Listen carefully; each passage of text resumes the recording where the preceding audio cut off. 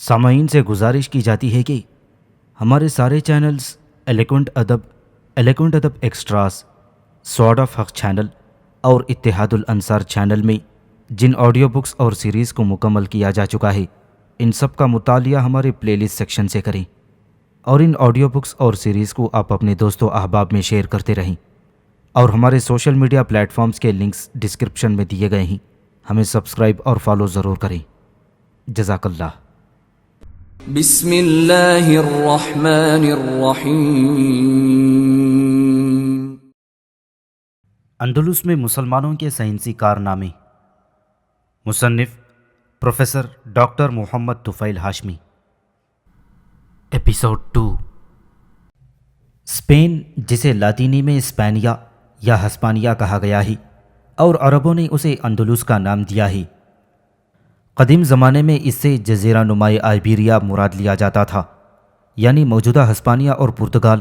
ہسپانوی لاطینی مورخین نے پورے جزیرہ نمائے آئیبیریا یعنی مشترکہ طور پر مسلم اسپین اور مسیحی اسپین کے لیے اسپانیہ یا ہسپانیہ کا نام استعمال کیا ہے، جبکہ عرب مصنفین الاندلس یعنی اندلس سے ہمیشہ اسلامی اسپین مراد لیتے ہیں، خواہ اس کی جغرافیائی حدیں کچھ بھی رہی ہوں۔ اشبانیہ کو رومیوں نے ہسپانیہ کا نام دیا ہے، اس سے پہلے یہ ہسپیریا کہلاتا تھا، جس کے لفظی معنی ہیں بلاد المغرب یا المغرب۔ ممکن ہے اندلس نام وندالوں سے منسوب ہو، جنہوں نے شمالی افریقہ پر فوج کشی سے پہلے جزیرہ نمائے آئیبیریا سے گزرتے ہوئے بیٹیکا کا نام ووندلیکیا یا ووندلیسیا رکھ دیا ہو۔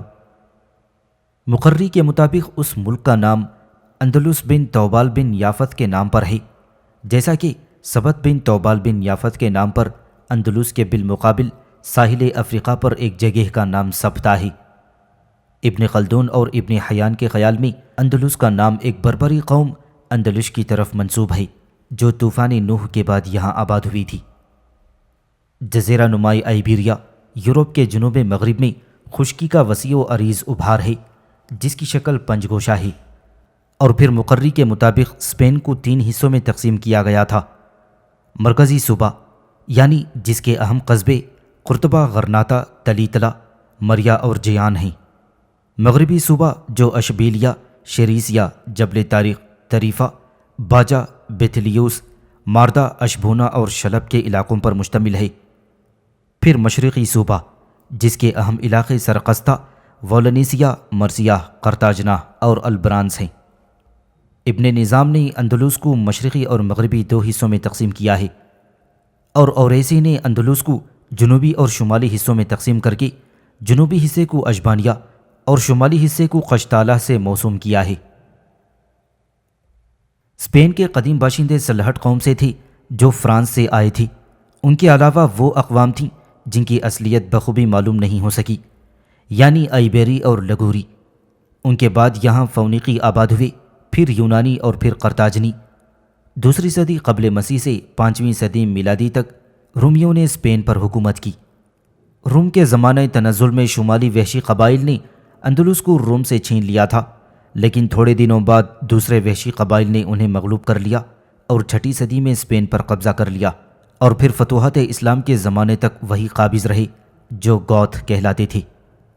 اموی خلیفہ ولید بن عبد الملک 705 عیسوی تا 715 عیسوی نے جب موسیٰ بن نصیر کو شمالی افریقہ کا گورنر 708 تا 714 عیسوی میں بنایا تھا، تو اس زمانے میں اسپین کی حالت ناگفتہ بات تھی۔ گوتھ حکمرانوں کے ہاتھوں عوام ظلم کی چکی میں پس رہے تھے، عمرہ اور پادری عیش و عشرت کی زندگی بسر کرتے تھے، اور عوام ٹیکسوں کے بوجھ تلے دبے ہوئے تھے۔ محنت کش طبقہ نان شبینہ تک کا محتاج تھا۔ یہودیوں کی حالت اور بھی ابتر تھی، عیسائی حکومت نے ان کا جینا دو بھر کر دیا تھا۔ اس ظلم و تشدد کی وجہ سے ہسپانوی عوام بھاگ بھاگ کر شمالی افریقہ میں مسلمانوں کے زیر سایہ پناہ لینے لگے تھے۔ ان مظلوموں کی داستانیں خونچکاں سن کر موسیٰ بن نصیر کے دل میں یہ خواہش کروٹ لینے لگی کہ وہ اسپین پر حملہ آور ہو کر خلق خدا کو ان درندہ صفت حکمرانوں سے نجات دلائے۔ موسیٰ نے احتیاطاً اپنے ایک غلام طریف کی سرکردگی میں جولائی 710 عیسوی میں 400 پیادہ اور 100 گھڑ سواروں کا ایک دستہ روانہ کر دیا، جو ساحل اسپین کے انتہائی جنوبی کنارے پر جا کر اترا، جسے اس کی یاد میں اب تک طریفہ کہتے ہیں۔ وہاں اس نے ارد گرد کے علاقوں پر کامیاب یلغار کی اور واپس آ کر موسیٰ کو اطلاع دی کہ فضا سازگار ہے، اگر حملہ کیا جائے تو کامیابی یقینی ہے۔ موسیٰ نے اگلے سال یعنی 92 ہجری 711 عیسوی میں ایک بربر جرنیل طارق بن زیاد کو 7000 بربری فوج کے ساتھ اسپین پر چڑھائی کے لیے روانہ کر دیا۔ طارق بن زیاد آبنائی کو عبور کر کے اسپین کے ساحل پر اس پہاڑی کے قریب اترا جو آج تک اسی کے نام پر جبرالٹر یعنی جبل طارق کہلاتی ہے۔ طارق نے اسپین کے حکمران روڈرک کی 1 لاکھ کی فوج کو 19 جولائی 711 عیسوی کو وادی لیکا میں فیصلہ کن شکست دی۔ روڈرک لڑائی کے بعد کہیں نہیں ملا، غالباً دریا میں ڈوب کر مر گیا تھا۔ اس کے بعد گوتھی مملکت کے شہر ایک کے بعد دیگرے مسخر ہوتے چلے گئے۔ قرطبہ کو مغیث رومی نے اکتوبر 711 عیسوی میں فتح کیا، تلیطلا پر بغیر مقابلے کے قبضہ ہو گیا۔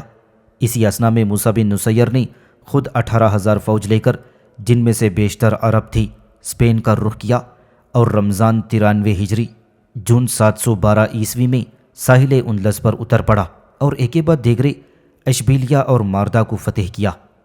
تلیطلا پر موسیٰ اور طارق باہم مل گئے اور پھر وہاں سے سرخستہ کی تسخیر کے لیے آگے بڑھے۔ عین اسی موقع پر موسیٰ بن نصیر کو دمشق میں خلیفہ ولید بن عبد الملک کا حکم ملا کہ وہ طارق کے ساتھ شام واپس آ جائے۔ موسیٰ نے اسپین کو جو تقریباً سارا فتح ہو چکا تھا چھوڑنے سے پہلے حکومت کا نظم و نسق چلانے کا پورا انتظام کیا تھا اور قرطبہ کو اندلس کا دارالحکومت قرار دے کر اپنے بیٹے عبدالعزیز کو وہاں کا حاکم بنایا۔ موسیٰ بن نصیر کی واپسی کے بعد اندلس میں ایک ایسے دور کا آغاز ہوا جس میں جدید مفتوحہ سرزمین پر حکومت کے لیے ایک کے بعد دیگرے کئی والی مقرر ہوئے۔ انہیں یا تو دمشق کی مرکزی حکومت کی طرف سے اختیارات تفویض ہوتی رہیں یا وہ قیروان کے برائے نام والی کے نمائندے ہوتے تھے۔ یہ زمانہ اندلس کی تاریخ کا غیر واضح دور ہے جس میں عرب قبائل کی باہمی رقابتیں اسپین میں اثر نو ابھر آئی تھیں اور ملک سیاسی انتشار کی نظر ہو گیا۔ بنو امیہ اندلس میں 132 ہجری یعنی 749 عیسوی میں جب بنو عباس نے دمشق کی اموی خلافت کا تختہ الٹ دیا اور شاہی خاندان کے افراد کو چن چن کر قتل کر دیا تو بنو عباس کے دستے انتقام سے جو چند اموی اشراف بچ گئے تھے ان میں عبد الرحمن نامی ایک 20 سالہ نوجوان بھی تھا جو 10ویں اموی خلیفہ حشام کا پوتا تھا۔ اس کی ماں قیوطہ کے بربری قبیلہ نفرہ کی ایک خاتون تھی، اس لیے اسے شمالی افریقہ میں بربروں کی پناہ اور حمایت حاصل ہو گئی۔ اندلس کے جنوب میں دمشق کی شامی فوجیں پڑاؤ ڈالے ہوئے تھیں۔ عبد الرحمن نے ان میں اتنا اثر و رسوخ پیدا کر لیا کہ آخرکار انہوں نے عبد الرحمن کو اپنا امیر بنا لیا۔ اس کی قیادت میں یہ فوجیں جنوبی اندلس کے شہروں پر ایک کے بعد دیگرے قبضہ کرتی گئیں، تاکہ کئی سال کی مسلسل جد و جہد کے بعد تقریباً پورے ملک پر عبد الرحمن کا قبضہ ہو گیا۔ اس نے 783 عیسوی میں عباسی خلیفہ کا نام خطبے سے نکال دیا اور اس طرح ایک آزاد اموی ریاست کی بنیاد رکھی، لیکن اس نے اپنے لیے خلیفہ کے بجائے امیر کا لقب پسند کیا۔ عبد الرحمن الداخل نے اپنے 33 سالہ دور حکومت میں اندلس کی نئی حکومت کی بنیادیں مستحکم کیں۔ شروع میں عرب عمرا نے متواتر کئی بغاوتیں کیں جنہیں سختی سے دبا دیا گیا۔ فرانس کے بادشاہ شارلیمان نے مقامی باغیوں سے ساز باز کر کے ایک بڑی فوج کے ہمراہ اندلس پر حملہ کر دیا، مگر اسے شکست ہوئی اور صلح پر مجبور ہو گیا۔ عبد الرحمن کی موت کے بعد اس کا بیٹا حشام 33 سال کی عمر میں تخت نشین ہوا۔ اس کے عہد میں جنوبی فرانس اور ناریون شہر پر مسلمانوں نے دوبارہ قبضہ کر لیا اور ایلیسٹریاس کے عیسائیوں کی بغاوت کو فروغ کیا۔ حشام نے فقہ مالکی کو ریاست کے قانون کی بنیاد قرار دے دیا۔ حشام کی وفات پر اس کا بیٹا حکم اول 796 تا 822 عیسوی تک اس کا جانشین بنا۔ اس نے اپنے باپ کی سادگی ترک کر کے شاہانہ زندگی اختیار کی، جس کی وجہ سے وہ علماء میں مقبول نہ رہا۔ اس نے فوج کو اسرنو منظم کیا اور کئی ایک بغاوتیں فروغ کیں۔ حکم اول کے بعد اس کا بیٹا عبد الرحمن ثانی تخت نشین ہوا۔ اس کا زمانہ اسپین میں حکومت کے استحکام، علوم و فنون کی ترقی، تعمیرات کی وسعت، سرحدوں کی حفاظت، رعایا کے امن و سکون اور دولت کی فراوانی کا دور تھا۔ البتہ اسلام کے خلاف مسیحی تحریک کا باقاعدہ آغاز اسی عہد میں ہوا تھا۔ عبد الرحمن ثانی کی وفات کے بعد اس کے بیٹے محمد نے عنان حکومت سنبھالی۔ اس کے عہد میں مسیحی تحریک نے بہت زور پکڑا۔ تلیطلہ، قرطبہ، ارغون، رائیا اور ماردہ وغیرہ میں باغیوں نے سرکشی کی، جن کی سرکوبی کے لیے اس نے اپنے بیٹے منظر کو مامور کیا۔ اسی اثنا میں محمد کا انتقال ہو گیا تو منظر نے زمام اقتدار سنبھالی اور باغیوں کی بیخ کنی میں مصروف ہو گیا، لیکن 2 سال بعد یعنی 888 عیسوی میں ایک لڑائی میں مارا گیا اور اس کے بعد اس کا بھائی عبداللہ جانشین ہوا۔ لیکن سارا زمانہ بدامنی اور سیاسی انتشار کا شکار رہا۔ جگہ جگہ بغاوتیں ہوتی رہیں۔ عربوں، بربروں اور اندلسی مسلمانوں کی باہمی آویزش خطرناک صورت اختیار کر گئی تھی اور خانہ جنگیوں کی وجہ سے مرکزی حکومت بہت کمزور پڑ گئی۔ عبداللہ نے اپنی وفات سے قبل اپنے پوتے عبد الرحمن ثالث کو ولی عہد نامزد کر دیا تھا۔ عبد الرحمن 21 برس کی عمر میں 912 عیسوی تا 961 عیسوی تک تخت نشین ہوا۔ اس وقت اسپین میں مسلمانوں کی حکومت روبہ زوال پر تھی اور عیسائی مقبوضات روز افزون تھی۔ امارت قرطبہ کی مخالف مسلم طاقتیں عمرو بن حفصون اور مصر کی فاطمی حکومت اندلس میں اموی حکومت کے خاتمے کے درپے تھیں۔ عبد الرحمن نے عمرو بن حفصون کی نصف صدی پر پھیلی ہوئی بغاوت کو کچل دیا اور فاطمین مصر نے اس کی امداد کے لیے فوج بھیجی، جو عبد الرحمن نے سمندر میں ہی گرفتار کر لی۔ اندرونی خلفشار سے فارغ ہو کر وہ عیسائیوں کی طرف متوجہ ہوا اور چند ہی سالوں میں لیون، جلیقیہ اور قسطلہ وغیرہ کی عیسائی ریاستوں کو بھی فتح کر لیا۔ نتیجتاً اکثر عیسائی اور مسلمان ریاستیں براہ راست مرکز کے تابع ہو گئیں۔ پھر خاندان ادریسیہ کے حاکم ابراہیم بن محمد کی دعوت پر عبد الرحمن نے فاطمین مصر کے خلاف اقدام کیا اور انہیں شکست دے کر اپنی سلطنت میں شامل کر لیا۔ اگرچہ اسپین کی اموی حکومت خود مختار تھی، مگر عبد الرحمن الداخل اور اس کے جانشینوں نے اپنے لیے خلیفہ کے بجائے امیر کا لقب پسند کیا تھا، تاکہ عبد الرحمن ثالث نے خلافت بغداد کی کمزوری اور اجمیوں کے بڑھتے ہوئے اقتدار کے باعث امیر المؤمنین ناصر الدین اللہ کا لقب اختیار کر لیا۔ عبد الرحمن ثالث نے مملکت کے استحکام، عوام کی فلاح و بہبود، تہذیب و تمدن کی ترقی اور تجارت و زراعت کے فروغ کی طرف توجہ دی۔ اس نے فوج کو منظم اور مستحکم کیا۔ اس کی مستقل فوج کی تعداد 1.5 لاکھ تھی۔ اس کے علاوہ مضبوط بحری بیڑا تھا۔ بحری افواج کی تعداد 50,000 تھی۔ تجارت کے فروغ کے لیے اس نے 1000 تجارتی جہاز بنوائے۔ اس کے عہد میں صرف مالیہ کی سالانہ آمدنی 62,45,000 دینار تھی، جس میں سے 1/3 مصارف سلطنت پر صرف ہوتا تھا، 2/3 تعمیرات پر اور 1/3 بیت المال میں محفوظ کر دی جاتی۔ اس نے پائپ لائنوں کے ذریعے قرطبہ شہر میں ہر گھر پانی پہنچانے کا انتظام کیا۔ اس وقت قرطبہ کی کل آبادی 10 لاکھ سے زائد تھی، جس میں 2 لاکھ مکانات، 80,400 دکانیں، 3,000 مساجد، 700 حمام اور 4,300 گودام تھی۔ ساری سڑکیں پتھر کی تھیں۔ شہر سے 400 میل کے فاصلے پر اس نے قصر الزہرہ تعمیر کروایا، جس کے ارد گرد مدینہ الزہرہ کے نام سے ایک شہر آباد ہو گیا۔ ڈوزی نے عبد الرحمن ثالث کو ان الفاظ میں خراج تحسین پیش کیا ہے: اس زمانے کے مغرور سے مغرور بادشاہ خلیفہ ناصر سے دوستی پیدا کرنے کے آرزومند رہتے تھے۔ بزنطینیہ کے شہنشاہ اور جرمنی، اٹالی اور فرانس کے بادشاہوں نے اس کے دربار میں اپنی سفارتیں بھیجیں۔ ایسا شخص عہد وسطیٰ کا خلیفہ نہیں، بلکہ زمانہ موجودہ کا ایک عاقل و دانشمند بادشاہ معلوم ہوتا ہے۔ عبد الرحمن ناصر کی وفات کے بعد اس کا بیٹا حکم ثانی 961 عیسوی تا 976 عیسوی تک 48 سال کی عمر میں المستنصر باللہ کے لقب سے مسند خلافت پر بیٹھا۔ اس کا علمی انہماک اس قدر تھا کہ اس کے بارے میں یہ غلط فہمی پیدا ہو گئی کہ وہ تلوار کا دھنی نہیں ہے۔ چنانچہ ان ناصر سے جن عیسائی ریاستوں کے معاہدے تھے، انہوں نے نئے خلیفہ کو کمزور سمجھتے ہوئے وہ معاہدے توڑ دیے تھے، اور لیون، بنارہ اور قشتالہ کے عیسائیوں نے حکم ثانی کے خلاف متحدہ محاذ بنا لیا۔ لیکن جب حکم میدان جنگ میں اترا تو عیسائیوں کے لیے اطاعت قبول کر کے معافی مانگنے اور معاہدوں کی تجدید کرنے کے سوا کوئی چارہ نہ تھا۔ حکم ثانی کی وفات کے بعد اس کا 11 سالہ بیٹا ہشام 976 عیسوی تا 1010 عیسوی تک تخت نشین ہوا تھا، لیکن حکومت کے اصل اختیارات ملکہ صباح، وزیر مصحفی اور حاجب محمد ابی عامر کے ہاتھ میں تھی۔ ابن ابی عامر نے کمال ہوشیاری سے تمام امراء اور اعیان سلطنت کو اپنے راستے سے ہٹا کر تمام اختیارات اپنے ہاتھ میں لے لیے۔ ہشام تمام عمر اس کے ہاتھ میں کٹ پتلی بنا رہا۔ اس نے برائے نام خلافت کو برقرار رکھتے ہوئے المنصور کے لقب سے 26 سال تک حکومت کی۔ اس کی وفات کے بعد اس کا بیٹا المظفر حاجب بنا۔ وہ بھی اپنے باپ کی طرح منتظم، مدبر اور سیاست دان تھا، لیکن 1008 عیسوی میں المظفر کی وفات پر نظام حکومت درہم برہم ہو گیا۔ پورا اسپین خانہ جنگی کی لپیٹ میں آ گیا۔ اگلے 21 سالوں یعنی 1010 عیسوی تا 1031 عیسوی میں ایک بعد دیگرے 9 خلفاء قرطبہ کی تخت پر بیٹھے۔ اگلے 21 سالوں میں ایک بعد دیگرے 9 خلفاء قرطبہ کے تخت پر بیٹھے، جن میں سے 6 اموی اور 3 حمودی خاندان کے افراد تھے۔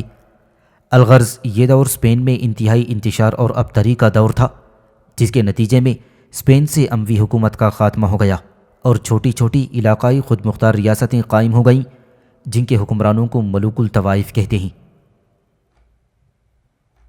مسلمانوں کے باہمی افتراق کا یہ نتیجہ ہوا کہ عیسائی حکمرانوں کی چہرہ دستیاں بڑھنے لگیں۔ لیون کے فرمانرواں فرڈیننڈ اول نے 1055 عیسوی میں بہت سے مسلم علاقوں پر قبضہ کر لیا، اور اشبیلیہ کے عبادی حکمران المستعزد نے اسے باج ادا کرنا منظور کر لیا۔ پھر 1065 عیسوی میں الفونسو ششم فرڈیننڈ کا جانشین ہوا تو اس نے سب سے پہلے قشتالہ، لیون اور بناراہ کے علاقوں کو متحد کیا، اور پھر 1085 عیسوی میں بنو ذنون کے آخری فرمانرواں یحییٰ قادر سے تلی تلا چھین لیا گیا، اور پھر سارے اندلس کی فتح کے منصوبے بنانے لگا۔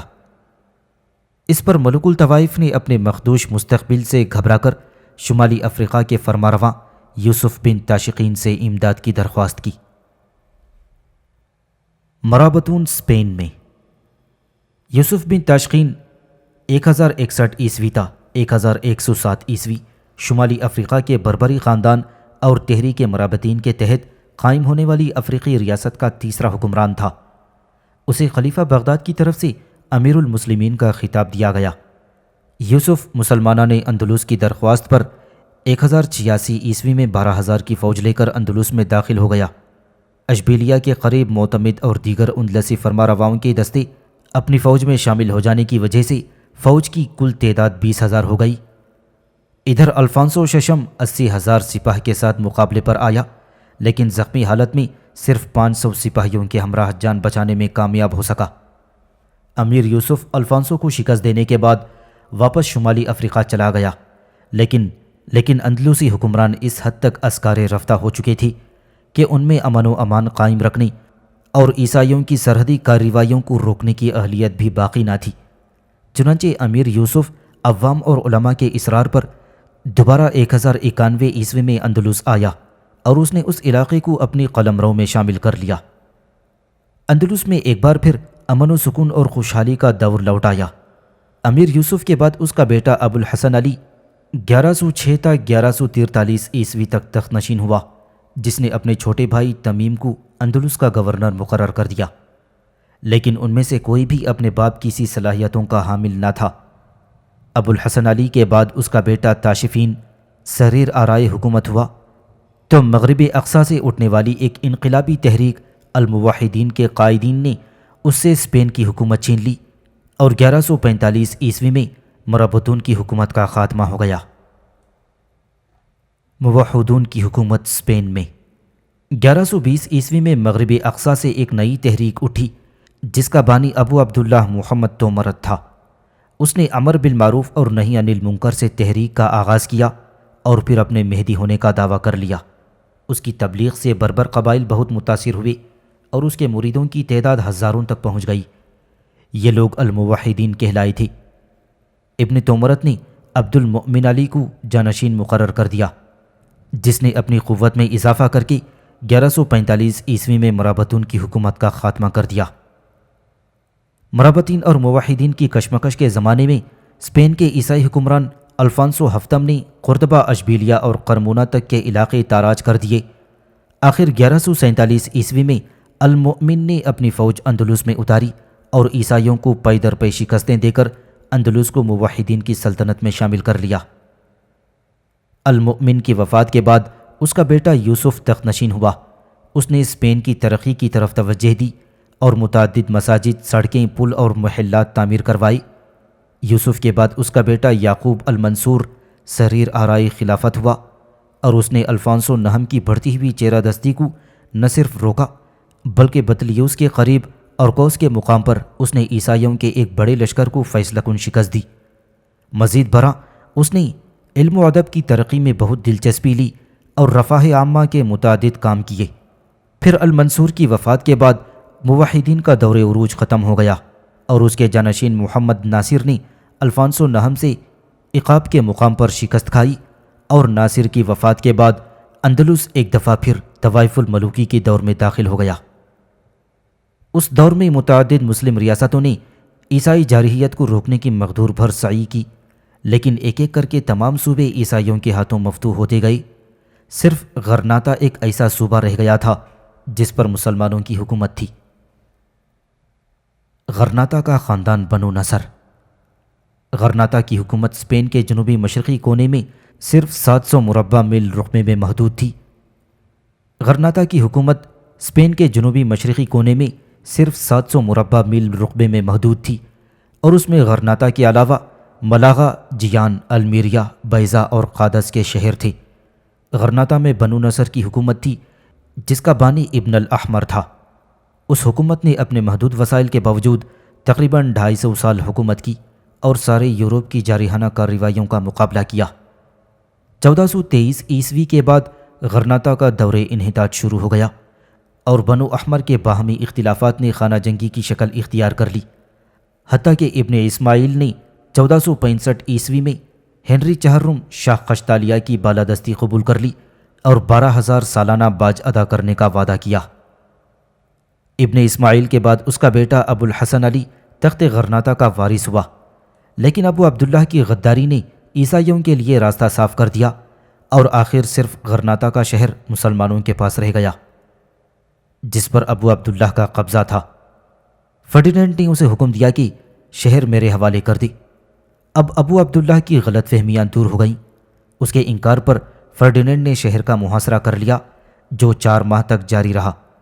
آخر غرناطہ والوں نے عیسائی بادشاہ سے مذہبی آزادی، جان، مال اور آبرو کی حفاظت کا وعدہ لے کر 2 ربیع الاول 897 ہجری 2 جنوری 1492 عیسوی کو ہتھیار ڈال دیے، لیکن عیسائیوں کے یہ وعدے سراب ثابت ہوئے اور چند ہی سالوں میں اندلس کی مسلم آبادی جور و استبداد کا شکار ہو گئی۔ ان کے لیے اسپین کی زمین اپنی وسعتوں کے باوجود تنگ ہو گئی اور انہیں ملک چھوڑنے یا عیسائیت قبول کرنے پر مجبور کیا گیا۔ نتیجتاً اسپین سے مسلمانوں کا خاتمہ ہو گیا، اور مسلم اسپین کا یہی دور جو تقریباً 800 سال پر محیط ہے اس کتاب کا موضوع ہے۔ علم سائنس کا آغاز و ارتقاء۔ انسان جب روئے زمین پر وارد ہوا تو اس نے اپنے گرد و پیش کے ماحول کا جائزہ لینا شروع کیا۔ اسے کائنات میں متعدد حوادث و واقعات رونما ہوتے نظر آئی جن کے اسباب و علل جاننے کے لیے وہ مضطرب ہو گیا۔ اس نے ان واقعات کے پس پردہ کار فرماحات کو تلاش کرنے کے لیے سعی اور کاوش کی مختلف راہیں اختیار کیں۔ کبھی اس نے مافوق الفطرت ہستیوں کو ان کا ذمہ دار ٹھہرا کر ان کے مجسمے تراشے، اور کبھی غور و فکر کی گہرائیوں میں کھو کر رہ گیا۔ نتیجتاً گاہے وہ کسی واقعے کی صحیح اسباب و علل تک رسائی حاصل کرنے میں کامیاب ہو جاتا، اور گاہے تحقیق و تجسس کے صحراؤں میں اپنی خوش فہمیاں تلاش کرتا پھرتا۔ فکر انسانی کا یہ طویل ترین سفر ابتدائی دور سے لے کر آج تک جاری ہے۔ اس سفر کی رودات دلچسپ ہے اور حیرت انگیز بھی، لیکن اس رودات کا آغاز کیسے ہوا؟ چارلس سنگر اس کا جواب ان الفاظ میں دیتا ہے: science then is a process, but when did the process begin? It is as hard to answer this as to answer the question, when did a man begin to grow old? Science کی تاریخ کو ہم 3 ادوار میں تقسیم کر سکتے ہیں: قدیم سائنس یعنی 4000 قبل مسیح سے 200 میلادی تک، اسلامی عہد کی سائنس یعنی 700 میلادی سے 1500 میلادی تک، جدید سائنس 1500 میلادی سے 20ویں صدی تک۔ قدیم سائنس کو مندرجہ ذیل 3 ادوار میں تقسیم کیا جا سکتا ہے: ابتدائی سائنس، یونان میں سائنس اور سکندریہ میں سائنس۔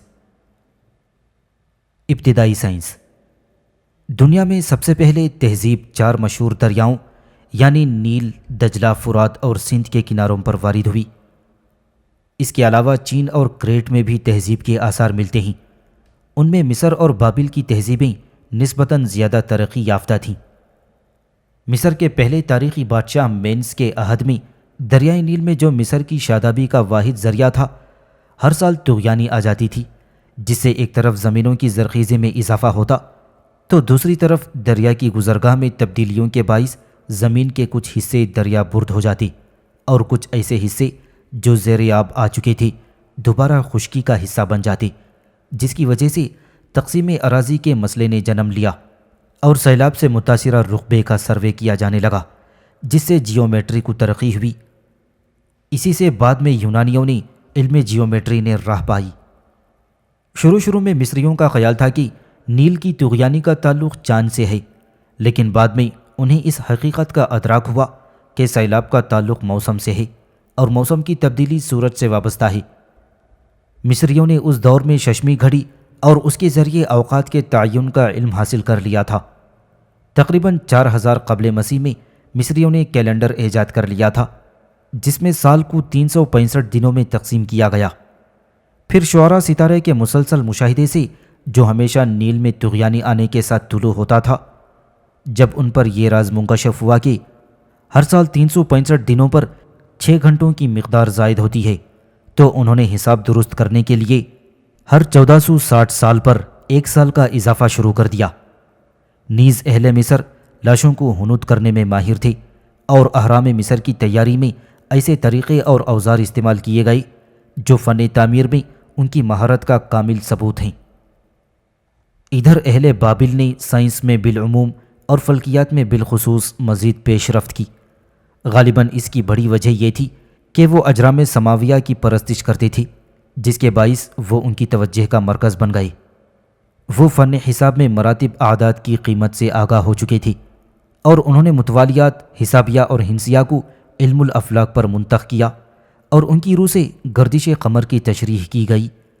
در حقیقت سائنسی انکشافات اور علمی تحقیقات کا عملاً آغاز اسی وقت ہوا جبکہ علوم ریاضیہ کو علمی حقائق کے اثبات کے لیے استعمال کیا جانے لگا۔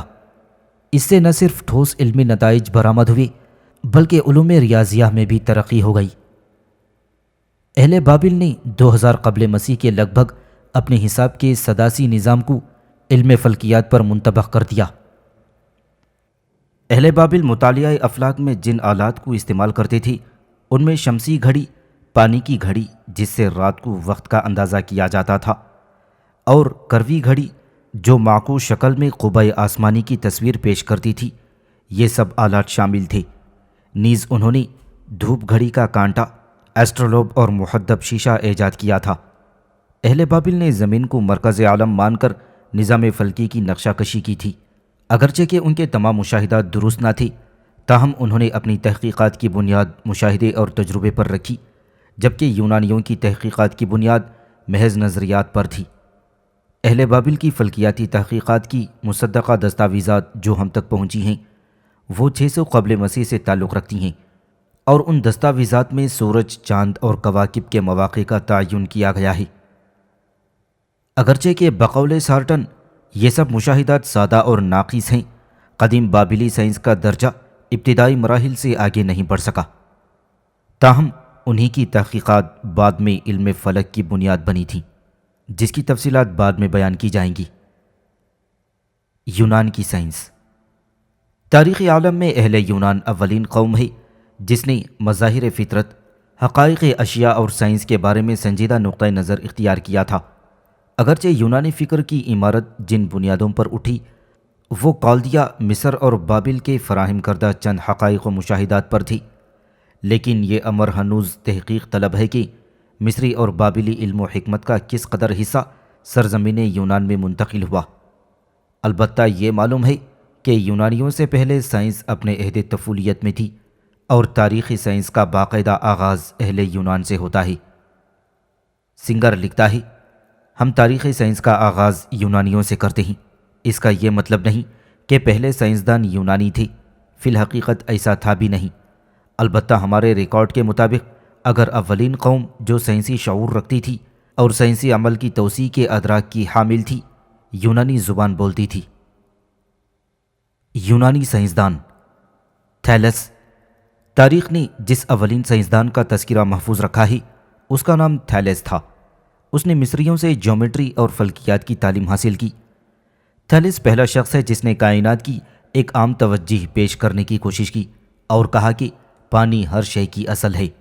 نیز اس نے سورج گرہن اور چاند گرہن کی اصل وجہ بیان کرتے ہوئے کئی برس پہلے 28 مئی 585 قبل مسیح کو ہونے والی سورج گرہن کی صحیح پیشن گوئی کر دی تھی۔ فیثاغورس یعنی پیتھاگورس، فیثاغورس یونان کے جزیرہ ساموس میں پیدا ہوا۔ اس نے اصحاب سلیمان بن داؤد علیہ السلام سے علم حاصل کیا۔ فیثاغورس کو اعداد سے خصوصی دلچسپی تھی۔ اعداد کے بارے میں اس کا یہ قول ہے، دنیا میں صرف اعداد ہی حقیقی اشیاء ہیں۔ جیومیٹری کا ایک مسئلہ اس کے نام سے منسوب ہونے کی وجہ سے مسئلہ فیثاغورس کہلاتا ہے، لیکن سارٹن نے اس انتساب کو غلط قرار دیا ہے۔ پائتھاگورس پہلا سائنسدان ہے جس نے یہ نظریہ پیش کیا کہ زمین گول ہے اور فضا میں گردش کر رہی ہے، آفتاب مرکز کائنات ہے اور سیارے اپنے اپنے محوروں پر سورج کے گرد گردش کینا ہیں۔ بطلموسی نظریے کی بنسبت صحیح تر ہونے کے باوجود اس نظریے کو قبولیت حاصل نہ ہو سکی۔ فیثاغورس نے مختلف علوم پر 280 کتب تصنیف کی، لیکن ان میں سے ہم تک کوئی نہیں پہنچی۔ ڈیموکراتیس یونان کے ایک ساحلی شہر آبریدا میں پیدا ہوا تھا۔ اس نے یہ نقطۂ نظر پیش کیا کہ تمام اجسام ناقابل تسلیم اجزاء میں تحلیل ہو سکتے ہیں، یعنی دنیا کی ہر شے ایٹم سے بنی ہوئی ہے۔ افلاطون یعنی پلیٹو نے ڈیموکراتیس کے استاد لیو کی پوس کو نظریہ جواہر کا بانی قرار دیا ہے، اور سارٹن نے اسے دونوں کی مشترکہ مساعی کا نتیجہ بتایا۔ ڈیموکراتیس نے ریاضی کے چند مسائل کے علاوہ حواس اور توالد تناسل کی عضویاتی اعمال کی تحقیق کی، نیز نبض، ورم اور قلب اور وبائی امراض کی توجہ پیش کرتے ہوئے علاج نفسی پر کتابیں تصنیف کیں۔ سقراط یعنی سوکریٹس یونان اور ترکی کے درمیان جزیرہ کوس میں پیدا ہوا۔ اس کی تحقیق کا خصوصی میدان علم طب تھا۔ اس کا دعویٰ تھا کہ دنیا میں کوئی مرض ایسا نہیں جس کی دوا اللہ نے نہ پیدا کی ہو۔ اس نے علاج کی بنیاد تشخیص اور تحقیق پر رکھی اور مختلف امراض کے اسباب و علامات مدون کیے، ادویات کے خواص دریافت کر کے ہر مرض کے لیے دوا اور تدبیر تجویز کی۔ اس نے علم العلاج کی بنیاد اخلاط اربعہ پر رکھی اور طب کو فلسفے سے الگ کر کے باقاعدہ ایک سائنس بنایا، اور اس نے تمام حیوانات و نباتات کی صحت اور مرض پر دلائل دیے تھے۔ افلاطون یعنی پلیٹو، افلاطون اسینیا کے مقام پر پیدا ہوا۔ وہ فلسفی اور ریاضی دان تھا۔ سارٹن لکھتا ہے، سقراط کے تحقیق اور فطانت کا ظہور ایک مرتبہ پھر افلاطون کی ذات میں ہوا۔ فلسفے کی پہلی درسگاہ اکیڈیمیا افلاطون نے اشبینیا کے باہر ایک باغ میں قائم کی تھی۔ وہ طلباء کو پڑھاتے ہوئے چلتا پھرتا رہتا تھا۔ اسی بنا پر جس فلسفیانہ گروہ کا وہ بانی تھا وہ مشائیہ کہلایا۔ افلاطون فیثاغورس کے اعدادی تصوف سے بہت متاثر ہوا تھا اور ریاضی یعنی میتھس کی تعلیمی قدر و قیمت کا قائل تھا۔ ریاضیاتی تحلیل کی ایجاد یا تکمیل، دقیق تعریفات، ایسے مربع اعداد کو معلوم کرنے کا نیا قاعدہ کہ جو دو مربعوں کا حاصل جمع ہو، اور اس طرح کے کئی مجسمات افلاطونی اشکال سے موسوم کیے جاتے ہیں۔ افلاطون یعنی پلیٹو فنون طباعی کا ماہر اور کثیر التصانیف تھا۔ اس نے فلسفہ اور حکمت کے علاوہ اصول ہندسہ پر بھی ایک کتاب تصنیف کی۔ ارسطو یعنی ایرسٹوٹل، ایرسٹوٹل کا باپ طبیعیات کا عالم تھا۔ اس نے ابتدائی تعلیم اپنے باپ سے حاصل کی اور پھر 20 برس تک افلاطون کے زیر سایہ تعلیم حاصل کرتا رہا۔ وہ علم منطق کا بانی تھا۔ اس نے فلسفہ، منطق، مابعد طبیعیات اور اخلاق اور سیاسیات پر جو کچھ لکھا اس کا بڑا حصہ آج بھی درست مانا جاتا ہے۔ اس نے ریاضی، فلکیات، میکانیات، طب، طبیعیات، نباتات اور کیمیا وغیرہ پر بھی کتابیں لکھی تھیں، لیکن سائنس کی موضوعات پر اس کے بیشتر خیالات غلط ثابت ہوئے، جو اس کی عظمت کی وجہ سے صدیوں تک صحیح مانے جاتے رہے۔ ڈریپر اس کی سائنسی تحقیقات پر تبصرہ کرتے ہوئے لکھتا ہے، اگرچہ وہ بہت فاضل آدمی تھا لیکن سائنسی معلومات سے عاری تھا۔ در حقیقت اس وقت دنیا میں کہیں بھی سائنسی معلومات حاصل نہیں تھیں۔ تیسرے نمبر پر آتی ہے سکندریہ کی سائنس۔ سکندر اعظم نے 334 قبل مسیح میں مصر پر قبضہ کیا اور 333 قبل مسیح میں سکندریہ شہر کی بنیاد رکھی۔ یورپ اور ایشیا کی تجارت کا مرکز اتصال ہونے کے باعث رفتہ رفتہ یہ شہر تہذیب و ثقافت اور فکر و دانش کا مرکز بن گیا۔ سکندریہ کے گورنر بیتھلموس نے سکندریہ میں ایک عجائب گھر اور ایک لائبریری کی بنیاد ڈالی۔ اس کے جانشینوں کی ذاتی توبہ اور فراہمی کتب کی شوق کے باعث شاہی کتب خانے میں 7 لاکھ کتابیں جمع ہو گئیں۔ یہ ادارہ جلد ہی ایک حیلانی یونیورسٹی کی شکل اختیار کر گیا۔ اس یونیورسٹی میں سرکاری خرچ پر اس زمانے کے 100 کے قریب سائنسدان اور مفکر بطور پروفیسر متعین تھے، جنہوں نے سکندریہ کو علمی اور فکری اعتبار سے ایتھنز کے دوش بدوش لا کھڑا کر دیا۔ سکندریہ کی پیش رفت جاری رہی، یہاں تک کہ اس نے ایتھنز کی نہ صرف علمی اور فکری بلکہ تجارتی اور کاروباری کتاب زندگی پر بھی حرف تمت لکھ دی، اور یہ یونیورسٹی 600 سال تک تشنگان علم کو سیراب کرتی رہی۔ اس میں ایک رصدگاہ، شعبہ جراحت اور شعبہ نباتات بھی قائم کر دیے گئے تھے۔ الیگزینڈریا میں تجرباتی سائنس کی طرف خاص طور پر توجہ دی جاتی تھی، جبکہ یونان میں نظریاتی علوم موضوع بحث رہے تھے۔ سکندریہ کی یہ عظیم لائبریری، جسے انسانی فکر کی ارتقاء میں سنگ میل کی حیثیت حاصل ہے، عیسائی مذہب کے سائنس کے خلاف تعصب کی نظر ہو گئی، اور 390 عیسوی میں بشپ تھیوفیلیس کے فتوے کی بنیاد پر اسے نظر آتش کر دیا گیا۔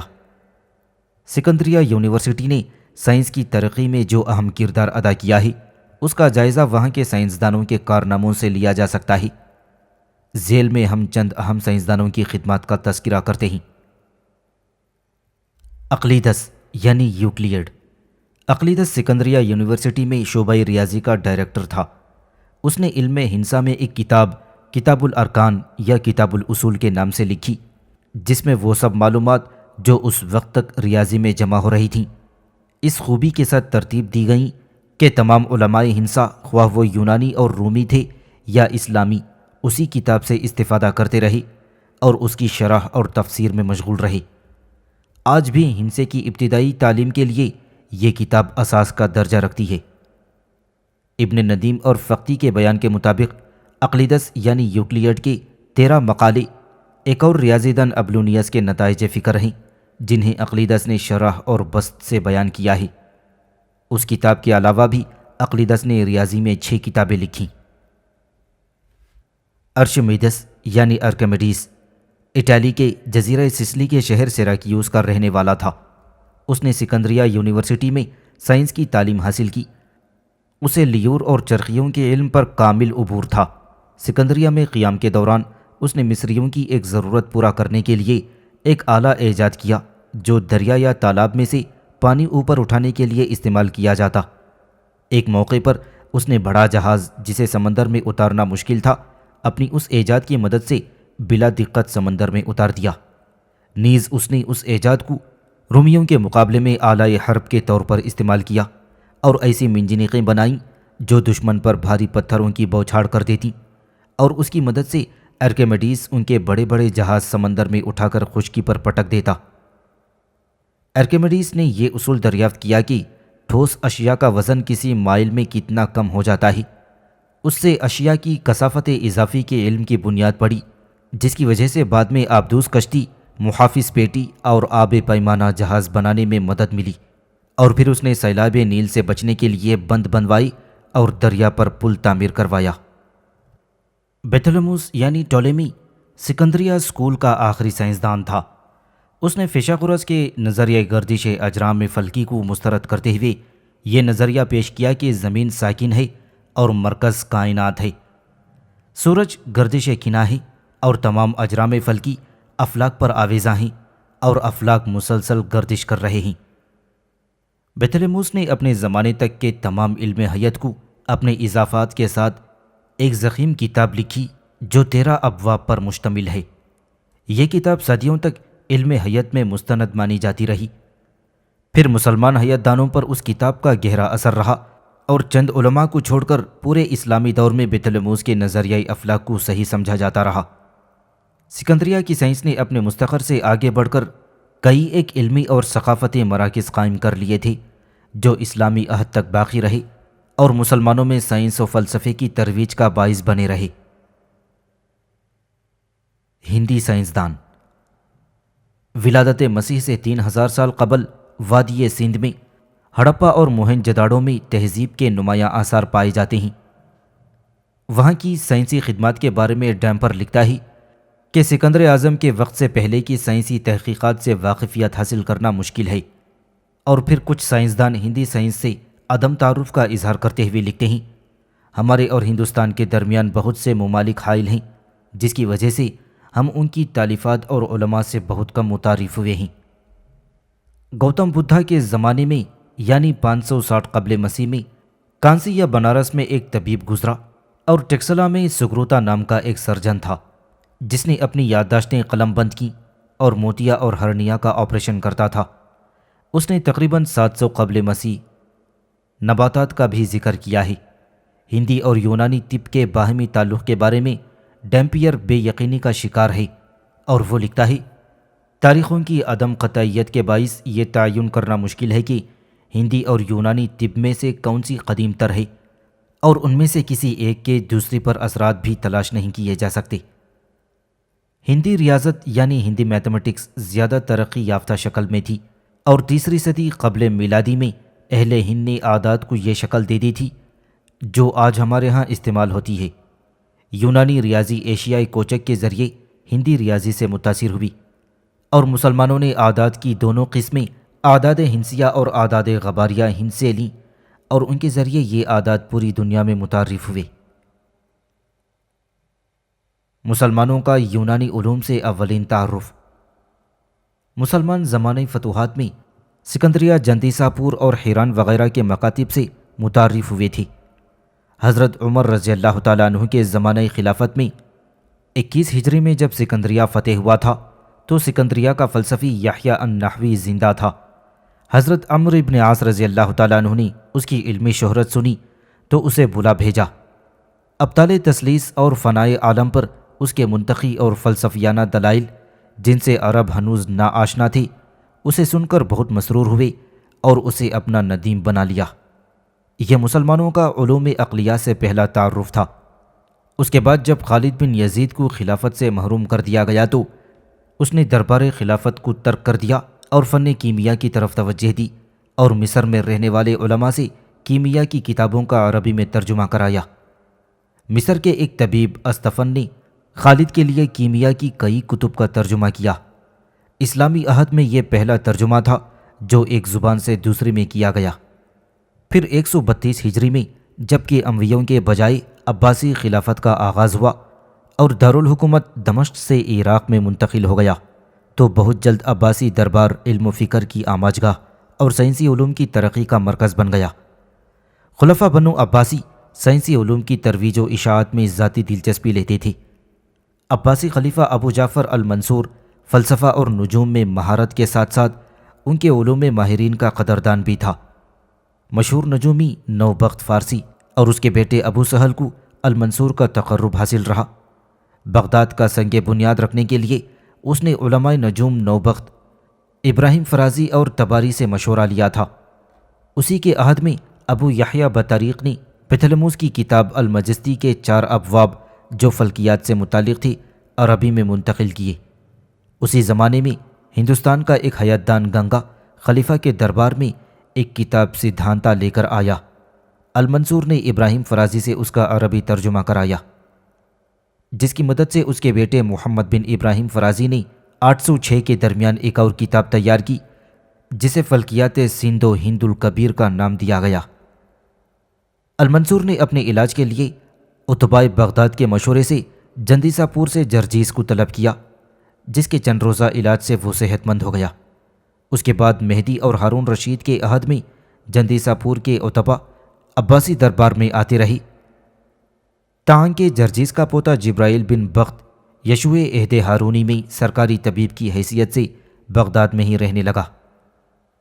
پھر ہندوستان کے اتباع میں سے منکا ہارون رشید کے علاج کے لیے آیا تھا۔ وہ فارسی اور عربی جانتا تھا۔ اس نے طب کی ہندی کتب کا فارسی اور عربی میں ترجمہ کیا۔ اس طرح مسلمان دیگر اقوام کے سائنسی ورثے سے متعارف ہوتے گئے اور ان میں علمی ترقی کے شوق کی سرمستیاں فزون تر ہوتی گئیں۔ بیت الحکمت کا قیام۔ ہارون رشید نے اپنے عہد حکومت میں علمی تحقیقات کی سرگرمیوں کو منظم کرنے کے لیے ایک ایسے علمی ادارے کی بنیاد رکھی جس میں یونانی علوم کی ترجمہ کا کام شروع کیا گیا۔ اس ادارے کا نام بیت الحکمت یا خزانۃ الحکمت رکھا گیا۔ مامون نے اس ادارے کی اثر نو تشکیل کر کے اس میں مسلمان، عیسائی، یہودی، پارسی اور ہندو مترجمین ملازم رکھے جو فنون حکمت کے متعلق تصنیف اور ترجمے کا کام کرتے۔ فراہمی کتب کا کام جو المنصور کے عہد سے شروع ہو چکا تھا اسے مزید آگے بڑھایا گیا۔ ہارون اور مامون نے اپنے اپنے عہد میں جہاں جہاں سے جو کتاب جس قیمت پر دستیاب ہو سکیں اسے منگوا کر اس کا ترجمہ کروایا، اور یہ کہنا درست ہے کہ یونان، اٹالی، سسلی اور سکندریہ کا کوئی علمی سرمایہ ایسا نہ تھا جو دارالسلام منتقل نہ ہو گیا ہو۔ ترجموں کے ذریعے امم سابقہ کے علمی سرمایے سے آگاہی کے بعد مسلمانوں نے تحقیقی کام کا آغاز کیا اور سائنس کے ہر شعبے، طب و جراحت، ریاضی اور فلکیات، کیمیا اور طبیعیات، حیاتیات، ٹیکنالوجی اور جغرافیہ میں اکتشافات اور ایجادات سے دامان علم کو مالا مال کر کے رکھ دیا۔